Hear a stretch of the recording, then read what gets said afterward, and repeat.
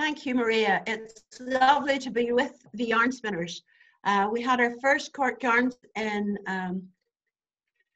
down there in, Paddy will tell you the pronunciation of it, but just down there near the main central library.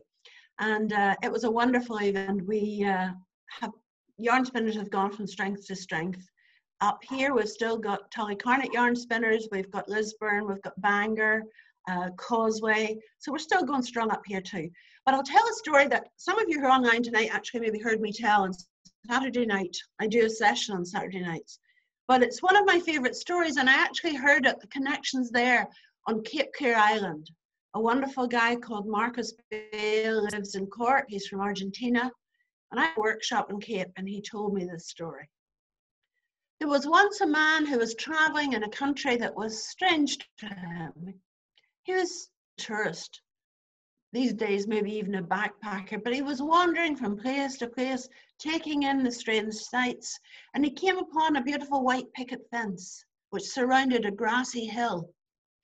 He opened the gate, he went into that place, and all over the hill were dotted little piles of stones, and each pile of stones had a little plaque on it with a name, and below the name there was an age: 3 years, 4 months, 2 days, 5 years, 6 months, 3 days, 1 year, 9 years, 8 years, 11 years maybe.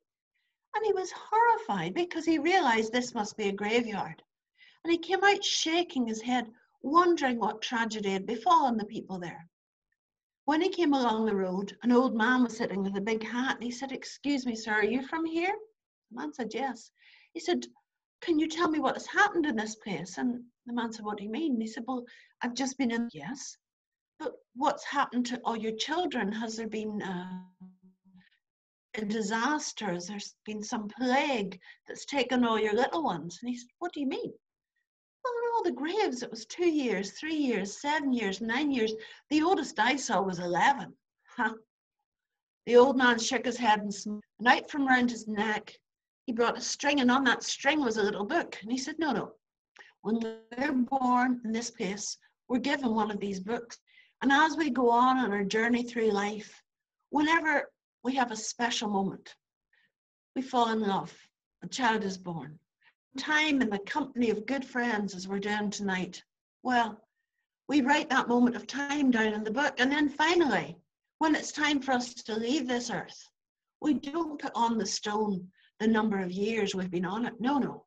We add up all those special moments of time, and that's what counts.